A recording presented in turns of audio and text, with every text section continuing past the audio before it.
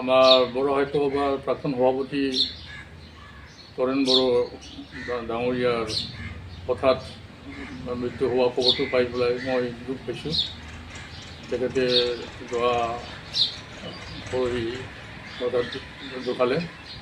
তেখেত আমাৰ বড়ো সাহিত্য সভাৰ অৱধিকালত তেখেতে বড়ো সাহিত্যৰ কাৰণে ভাষাৰ কাৰণে যথেষ্ট কাম কৰিছিলে আৰু তেখেতৰ কাৰ্যকালত আমাৰ বড়ো ভাষাৰ যিটো শিক্ষা ব্যৱস্থা, বড়ো মাধ্যমৰ শিক্ষা ব্যৱস্থা সেইটো উন্নতিৰ কাৰণে আমি যিবিলাক কাম কৰিব বাকী আছিলে, আধৰুৱা আছিলে, সেইবোৰ কাম কৰাৰ কাৰণে যথেষ্ট চেষ্টা কৰিছিল আৰু কিছু সাফল্যমণ্ডিত হৈছিলে। আৰু তেখেতৰ দিনত যিটো আমাৰ বড়ো ভাষাৰ উন্নয়নৰ কাম বা আমাৰ যিটো বড়ো ভাষাৰ যিটো মাধ্যমৰ শিক্ষাৰ যিবিলাক অভাৱ অভিযোগ সেইবিলাক গুচাবৰ কাৰণে যথেষ্ট চৰকাৰৰ লগত আলোচনা বিলোচনা কৰি তেখেতে চেষ্টা কৰিছিল। গতিকে তেখেতৰ মৃত্যুত আমাৰ সাহিত্য সংস্কৃতিৰ বহুত ক্ষতি হ'ল। তেখেতে কলা সংস্কৃতিৰ লগতো সম্পৰ্ক আছিলে। তেখেত বহুকেইটা নাটকত অভিনয় কৰিছিল আৰু সেই হিচাপে তেখেতে কিতাপো লিখিছিলে। অসমীয়া ভাষা আৰু বড়ো ভাষাত দুটা ভাষাতে তেখেতে লিখিছিল। ৰিজাৰ্ভ বেংকত চাকৰি কৰোঁতেও তেখেতে সাহিত্য সভাৰ লগত জড়িত হৈ পেলাই কাম কৰিছিল। তেখেত আগতে সভাপতি হোৱাৰ আগত তেখেতে সভাপতি হিচাপে কাম কৰিছিল আৰু সাধাৰণ সম্পাদক হিচাপে সহকাৰী সম্পাদক হিচাপে কাম কৰিছিল আৰু তেখেতে মৃত্যুৰ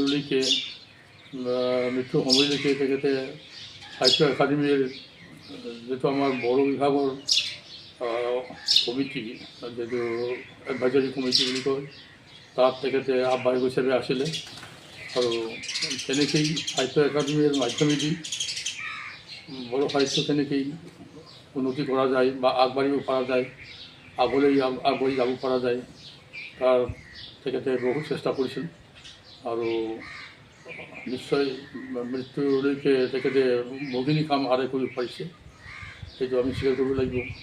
আৰু সেই হিচাপে তেওঁৰ মৃত্যুত আমাৰ বহু ক্ষতি হ'ল, সেইটো আমি জানো।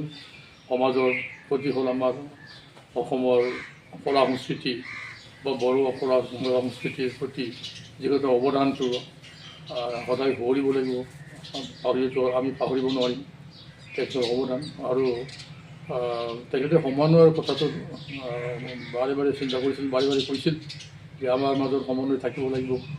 সেই হিচাপে অসম সাহিত্য সভা বা বড়ো সাহিত্য সভাৰ মাজত অমিলভাৱে কাম কৰাৰ কাৰণে যি আমাৰ আঁচনি আগৰ পৰাই চলি আহিছে সেইটোৰ প্ৰতি তেখেতে গুৰুত্ব দিছিল।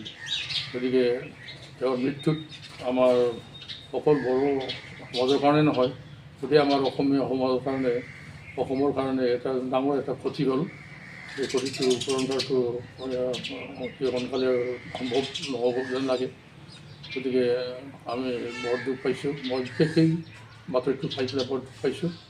তেখেতৰ আত্মসদ্গতিৰ কাৰণে মই ঈশ্বৰৰ ওচৰত প্ৰাৰ্থনা কৰিছোঁ আৰু তেখেতৰ পৰিয়ালৰ সকলৰ মংগল কামনা কৰিছোঁ।